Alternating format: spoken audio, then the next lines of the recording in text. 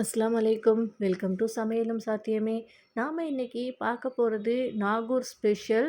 நாகூரில் மிகவும் பாரம்பரியமாக செய்யக்கூடிய பூரியான் அண்ட் ஃபிர்னி கஞ்சி தான் பார்க்க போகிறோம்.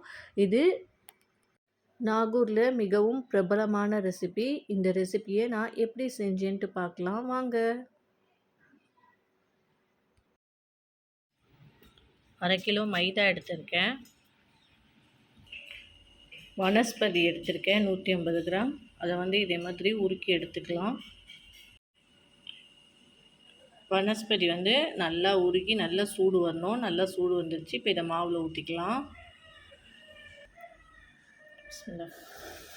இதே மாதிரி நம்ம ஊற்றும் போது சத்தம் வரணும். நல்லா கொதிக்கணும். அப்போ தான் பூரியா கிறிஸ்பியாக நல்லாயிருக்கும்.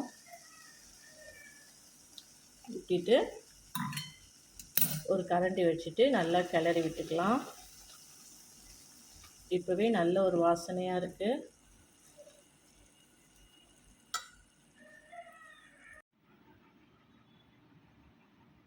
மாவுக்கு தேவையான உப்பு போட்டுட்டு 1 டேபிள் ஸ்பூன் நிறையா சர்க்கரை போட்டு கொஞ்சமாக தண்ணீர் விட்டு கரைச்சி நம்ம மாவில் சேர்த்துக்கலாம்.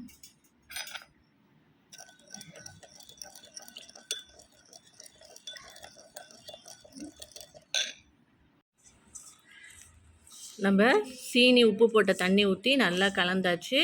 இப்போது மாவுக்கு தேவையான அளவு தண்ணீர் சேர்த்து நம்ம மாவை பிணைஞ்சிக்கலாம். பனியானுக்கெலாம் பிணைகிற மாதிரி தான் பிணைஞ்சிக்கணும்.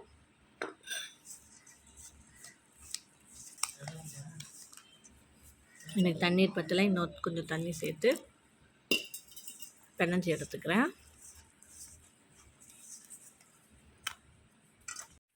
மாவை நல்லா சேர்த்துட்டு நல்லா அழுத்தம் கொடுத்து ஒரு 10 நிமிஷம் நல்லா பிணைஞ்சிக்கோங்க.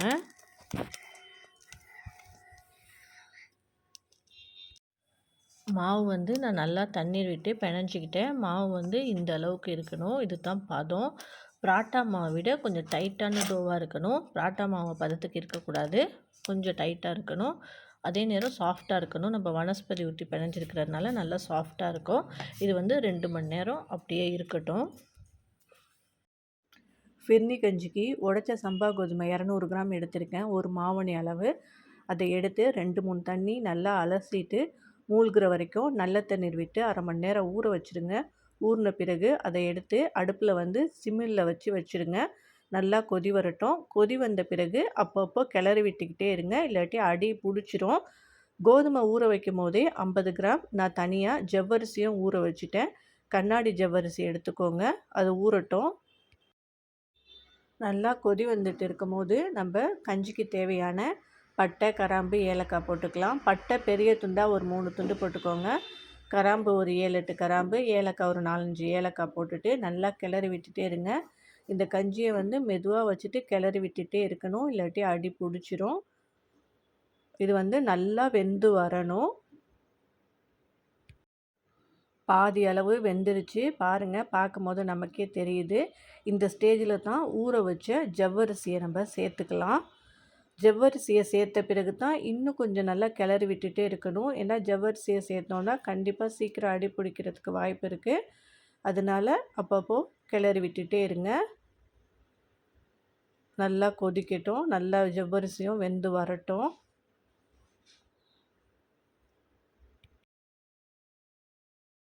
கஞ்சிக்கும் உள்ளடத்துக்கும் தேவையான ஒரு 50 கிராம் முந்திரி எடுத்து ஊற வச்சு இதே மாதிரி கட் பண்ணி எடுத்துக்கோங்க. உள்ளடத்துக்கு நம்ம 2 தேங்காய் திருவி பூ எடுத்துக்கிறோம். பூவை அடுப்பை மீடியம் ஃப்ளேம்லேயே வச்சு வறுத்து எடுத்துக்கோங்க. ரொம்ப வேகமாக வைக்காதீங்க. அடுப்பு மீடியம் ஃப்ளேம்லேயே வச்சுக்கோங்க. இது ஓரளவுக்கு பொன்னிறமாக வறுத்து வரணும். இன்னொரு அடுப்பில் இருக்கிற கஞ்சியையும் அப்பப்போ நம்ம கிளறி விட்டுட்டே இருக்கோம். இப்போ ஜவ்வரிசியும் பாதி அளவு வெந்து வந்துருச்சு. இப்போ இதுக்கு தேவையான சர்க்கரை சேர்த்துக்கலாம். நான் 200 கிராம் சம்பா கோதுமை எடுத்திருக்கேன். அதுக்கு 400 கிராம் சர்க்கரை சேர்த்துக்கிறேன். நம்ம மில்க் மைன் வேறு சேர்ப்போம். இப்போ 400 கிராம் சர்க்கரை சேர்த்து நல்லா கலந்து விட்டுக்கோங்க. சர்க்கரை நல்லா கரைஞ்சி வரட்டும். நான் சொல்கிற இனிப்பு நல்ல தித்திப்பாக நல்ல இனிப்பாக இருக்கும். உங்களுக்கு வந்து இனிப்பு கம்மியாக வேணும்னு சொன்னால் நீங்கள் இன்னும் கொஞ்சம் கம்மியாக கூட சேர்த்துக்கலாம். தேங்காய் பூவையும் கைவிடாமல் கிளறிக்கிட்டே இருங்க. கைவிடாமல் அதை வறுத்தா தான் ஈவனாக வறுப்படும். இது பொன்னிறமாக வரட்டும். கஞ்சிக்கு தேவையான உப்பு 1/2 டீஸ்பூன் சேர்த்துக்கிறேன். இப்போது கஞ்சிக்கு தேவையான பால் ஊற்றிக்கலாம். 1/2 லிட்ரு அளவு பால் ஊற்றிக்கோங்க. காய்ச்சின பாலாக இருந்தாலும் ஓகே, காய்ச்சாத பாலாக இருந்தாலும் பரவாயில்ல. பசும்பால் ஊற்றிட்டு, பசும்பால் பாக்கெட் பால் எது வேண்டாலும் ஊற்றிக்கலாம். ஊற்றிட்டு நல்லா கிளறி விட்டுட்டே இருங்க. நல்லா கொதிக்கட்டும். தேங்காய் பூ பொன்னிறமாக வறுபட்டுருச்சு. இப்போ இந்த தேங்காய் பூவை ஒரு முறத்தில் போட்டு நம்ம புடைச்சிக்கலாம். அப்படி புடைச்சோன்னு சொன்னால் நல்லா பொன்னிறமாக வந்தது கீழே வந்துடும். வெள்ளையாக உள்ள தேங்காய் முறத்தில் இருக்கும். அந்த தேங்காவை எடுத்து நம்ம மறுபடியும் வறுக்கணும். அப்போ தான் வந்து அந்த உள்ளடத்தோட பதம் நல்லாயிருக்கும், டேஸ்ட்டும் நல்லாயிருக்கும். இந்த தேங்காவையும் நம்ம வறுத்து பொன்னிறமாக எடுத்துக்கலாம். இதுவும் பொன்னிறமாக வறுபட்டுருச்சு. இதையும் அந்த தேங்காவோட எடுத்து வச்சுக்கலாம். பால் ஊற்றி நல்லா கொதிச்சிருச்சு. இப்போ வந்து மில்க் மைன் சேர்த்துக்கலாம். மில்க் மைன் வந்து 380 கிராம் டின்னில் பாதி சேர்த்துருக்கேன். 190 கிராம் அளவு இருக்கும். நீங்கள் வந்து இனிப்பு தேவையான அளவு கூட குறைச்சும் சேர்த்துக்கலாம். நான் சொல்கிறது கரெக்டான அளவு. மில்க் மைண்டை ஊற்றிட்டு நல்லா கலந்து விட்டுருங்க. இது நல்லா கொதி வரட்டும். கஞ்சிக்கு தாளிப்பு ரெடி பண்ணிக்கலாம். 2 டேபிள் ஸ்பூன் அளவு பசுநெய் ஊற்றிக்கோங்க. ஊற்றிட்டு 25 கிராம் முந்திரி சேர்த்துக்கலாம். நான் மொத்தம் 50 கிராம் முந்திரி சொல்லியிருந்தேன். 25 கிராம் உள்ளடத்துக்கு 25 கிராம் கஞ்சிக்கு. உங்களுக்கு தேவையான அளவு உலர்ந்த திராட்சை போட்டுக்கோங்க. நான் வந்து கம்மியாக தான் போட்டிருக்கேன். எனக்கு கம்மியாக போட்டால் தான் பிடிக்கும். அது நல்லா வறுப்பட்ட உடனே கஞ்சியில் எடுத்து அதை ஊற்றி மிக்ஸ் பண்ணிக்கலாம். கஞ்சிக்கு குங்குமப்பூ 1/4 டீஸ்பூன் அளவு போட்டு பன்னீர் 2 டேபிள் ஸ்பூன் அளவு ஊற்றி ஊற வச்சுருக்கேன். ஊறின பிறகு கொஞ்சம் நேரம் ஊற வச்சுருங்க. ஒரு 1/2 மணி நேரம் ஊற வச்ச பிறகு அந்த கஞ்சியில் எடுத்து இதை ஊற்றிக்கலாம். ஊற்றினா நல்ல ஒரு வாசனையாக சூப்பராக இருக்கும். சூப்பரான நாகூர் ஸ்பெஷல் ஃபிர்னி கஞ்சி, அதுவும் பூரியானுக்கு சூப்பரான சைடிஷ். இது சூப்பராக நமக்கு ரெடி ஆகிடுச்சு. இதை நல்லா கலந்து விட்டுட்டு அடுப்பை ஆஃப் பண்ணிக்கலாம். நமக்கு கஞ்சி ரெடி. இப்போது உள்ளடத்தை ரெடி பண்ணிக்கலாம். உள்ளடத்துக்கு கருப்பு எள்ளு 1 டேபிள் ஸ்பூன் கழுவி வச்சுருக்கேன். அதே மாதிரி 1 டீஸ்பூன் கசகசா அதையுமே கழுவி வச்சுருக்கேன். இது வந்து வெறும் வாணலியில் போட்டு வறுத்து எடுத்துக்கலாம். நம்ம வந்து தேங்காய் பூ வறுத்தோம்ல, அதே வாணலியில் போட்டு அது வந்து எள்ளு வந்து அப்படியே தெரிச்சு வரும். அதுதான் அதனோட பதம். வர்ற வரைக்கும் அதை வறுத்து எடுத்துக்கலாம். அதே மாதிரி கசகசாவையும் போட்டு நம்ம வறுத்து எடுத்துக்கலாம். கசகசா வந்து அந்த உள்ளடத்துக்கு நல்ல ஒரு டேஸ்ட்டு கொடுக்கும். அடுப்பை வந்து மெதுவாக வச்சுட்டே வறுத்துக்கோங்க. அது கம்மி குவான்டிட்டியாக இருக்கிறதுனால இப்படி இருக்குது. கொஞ்சம் கேர்ஃபுல்லாக வறுத்து எடுத்துக்கோங்க.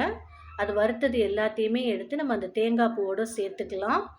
அதே மாதிரி முந்திரி பருப்பு, திராட்சை, உலர் திராட்சை இதையுமே நம்ம வெறும் வாணலியில் வறுத்துக்கலாம். வறுத்துட்டு நம்ம தேங்காய் பூ, எள்ளு, கசகசா எல்லாத்தையுமே வறுத்து வச்சுருந்தோம்ல, எல்லாத்தையும் அதே வாணலியில் கொட்டி நல்லா கலந்து விட்டுருங்க. நல்லா ஒரு தடவை கலந்த பிறகு இதுக்கு தேவையான சர்க்கரை சேர்த்துக்கலாம். இதுக்கு வந்து நான் 200 கிராம் சர்க்கரை சேர்த்துருக்கேன். இது கரெக்டாக இருக்கும் அளவு. உங்களுக்கு கூட குறைச்சி வேணும்னா ஆஸ் யூஷுவல் நீங்கள் சேர்த்துக்கலாம். இதை வந்து கொஞ்சம் சர்க்கரை வந்து மெல்ட் ஆகணும். ரொம்ப மெல்ட் ஆகிடக்கூடாது. கொஞ்சம் லைட்டாக சூடு ஏறி சர்க்கரை மெல்ட் ஆகணும். அது வரைக்கும் அடுப்பில் மெதுவாகவே வச்சுக்கோங்க. இப்போ வந்து 1 டேபிள் ஸ்பூன் அளவு பன்னீர் சேர்த்துக்கிறேன், ரோஸ் வாட்டர் சேர்த்துட்டு இப்போ மறுபடியும் கலந்து விட்டுக்கலாம். இது எல்லாமே அடுப்பை வந்து நீங்கள் ஸ்லோவாக வச்சுட்டு தான் செய்யணும். நல்லா கலந்த பிறகு 1 டீஸ்பூன் அளவு ஏலக்காய் தூள் சேர்த்துக்கிறேன், வாசனைக்காக. சேர்த்துட்டு மறுபடியும் ஒரு தடவை கலந்து விட்டுக்கலாம். இப்போது சூப்பரான பூரியானோட உள்ளடம் நமக்கு ரெடி ஆகிடுச்சு. அடுப்பை ஆஃப் பண்ணிவிட்டு இதை கீழே இறக்கி வச்சுக்கலாம். நம்ம மாவு பிணைஞ்சி வச்சு இப்போ 2 மணி நேரம் ஆச்சு. இப்போ ஒரு தடவை நல்லா ஒரு வாட்டி நல்லா பிணைஞ்சிக்கோங்க. பிணைஞ்சிட்டு நம்ம பூரியானுக்கு உருண்டை போட்டுக்கலாம். சின்ன சின்ன உருண்டையாக போட்டுக்கோங்க. நான் 1/2 கிலோ மாவு போட்டிருக்கேன். 1/2 கிலோ மாவுக்கு 30 பூரியான் வரும். 30 பால் போடணும். அதுதான் வந்து அளவு. இதே மாதிரி சின்ன சின்ன உருண்டையாக போட்டுக்கலாம். எல்லா மாவுமே நம்ம ரெடி பண்ணி எடுத்துக்கலாம். சின்ன சின்ன உருண்டையாக போட்டுக்கிட்டோம். இப்போ இதை வளர்த்துக்கலாம். இதை நம்ம வளர்த்து எடுத்துக்கிறோம். கொஞ்சமாக மேலே மாவு போட்டு போட்டு வளர்த்துக்கோங்க. அப்போ தான் ஒட்டாமல் வரும். இது வந்து நல்லா மெல்லிஸாக வளர்க்கணும். நல்லா தின்னாக வளர்த்து எடுத்துக்கோங்க. நம்ம வந்து அந்த கட்டையில் ஒட்டாமல் இருக்கிறதுக்காகத்தான் நம்ம மாவு போட்டுக்கிறோம். இதுக்கு நம்ம ஒரு சைஸ் வளர்த்துட்டு ஏதாவது ஒரு மூடி வச்சுட்டு இதே மாதிரி கட் பண்ணிக்கோங்க. அப்போ வந்து நமக்கு ஒரே சைஸில் பூரியான் கிடைக்கும். அதனால இதே மாதிரி நம்ம கட் பண்ணிக்கிறோம். கட் பண்ணி எடுத்துட்டு நம்ம ரெடி பண்ணி வச்சுருக்க உள்ளடம் இருக்குல்ல, அந்த தேங்காய் பூ உள்ளடத்தை இதே மாதிரி சென்டரில் வச்சுட்டு உங்களுக்கு எவ்வளோ தேவையோ அவ்வளோ வச்சுக்கோங்க. நான் வந்து 1 டேபிள் ஸ்பூன் அளவு வச்சுருக்கேன். ஓரத்தில் வந்து தண்ணீர் லைட்டாக தடவிட்டு ஒட்டிக்கோங்க. நல்லா ப்ரெஸ் பண்ணி விட்டுக்கோங்க ஓரத்தை. இல்லைக்காட்டி எண்ணெயில் போட்டதோட பிரிஞ்சிரும். தண்ணீர் வச்சுட்டு நல்லா இதே மாதிரி அழுத்தி விட்டுருங்க. அழுத்தி விட்டுட்டு அந்த மாவு ஓரத்தை வந்து இதே மாதிரி கிள்ளி விட்டுக்கலாம். அது வந்து அச்சு மாதிரி அழகாக இருக்கும் பார்க்குறதுக்கு. இதே மாதிரியே நம்ம எல்லா பூரியானையுமே ரெடி பண்ணிக்கலாம்.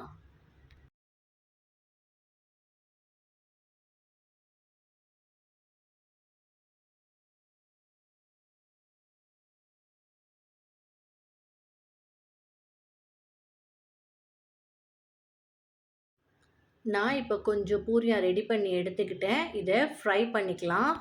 ஒரு கடாயில் எண்ணெய் ஊற்றி எண்ணெய் நல்லா சூடு வந்த பிறகு நம்ம ரெடி பண்ணி வச்சுருக்க பூரியானை போட்டு ஃப்ரை பண்ணிக்கலாம்.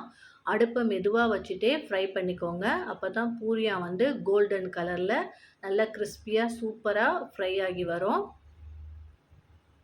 பாருங்கள், அந்த 2 சைடுமே ஃப்ரை ஆகிடுச்சு. சூப்பரான பூரியா ரெடி ஆகிடுச்சு. இதே மாதிரியே எல்லாத்தையும் ஃப்ரை பண்ணி எடுத்துக்கலாம். பூரியானையும் கஞ்சியையும் நான் பிளேட்டிங் பண்ணிட்டேன். நாகூரில் பாரம்பரியமான ரெசிபி பூரியான் அண்ட் ஃபிர்னி கஞ்சி நமக்கு ரெடி ஆகிடுச்சு. இதுவும் என் அம்மாவோட ரெசிபி தான். அளவுலாம் பர்ஃபெக்டாக இருக்கும். கண்டிப்பாக நீங்கள் இந்த அளவில் ட்ரை பண்ணி பாருங்கள். ட்ரை பண்ணி பார்த்துட்டு உங்கள் கமெண்ட்ஸை எனக்கு சொல்லுங்கள். என்னுடைய சேனல் பிடிச்சிருந்தா சப்ஸ்கிரைப் பண்ணுங்கள், லைக் பண்ணுங்கள் அண்ட் ஷேர் பண்ணுங்கள். அந்த பூரியானை வந்து நம்ம உடைச்சி பார்த்தோன்னு சொன்னால் உள்ளே வந்து இதே மாதிரி தான் சேர்ந்தா மாதிரி இருக்கணும். இதுதான் இதுக்கு கரெக்டான பதம். அஸ்ஸலாமு அலைக்கும்.